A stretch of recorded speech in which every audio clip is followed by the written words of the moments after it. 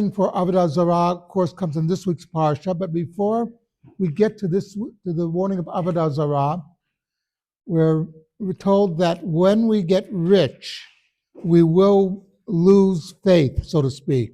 We'll assume that we got our wealth from our own efforts, not realizing that, yes, we put effort in. You won't get wealthy if you just sit around and wait for God to provide for you. That's not going to happen. God doesn't operate that way.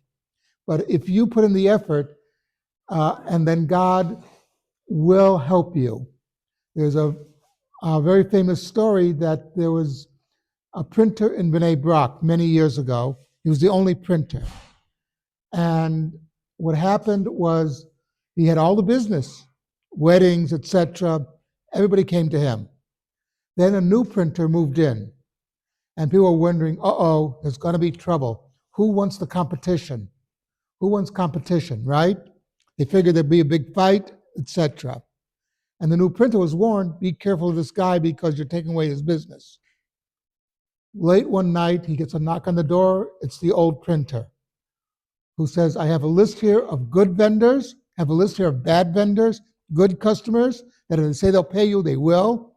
Customers that will say they'll pay you, but get the money first.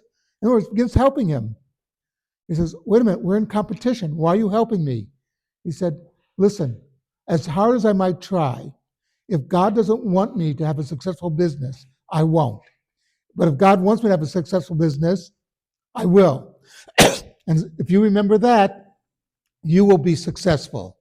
Because in the final analysis, no matter how hard we try, it's always in God's hands.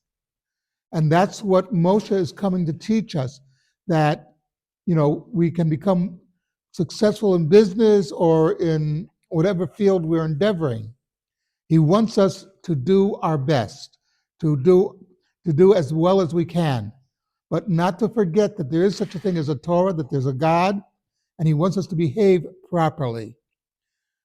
Because you never notice in the Torah, almost more important than belief in God. Nowhere in the Torah, the Rambam does not mention belief in God as a mitzvah.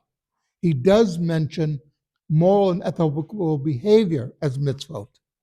So there's something to teach us on that, something to think about, Kaddish D'Rabbanan.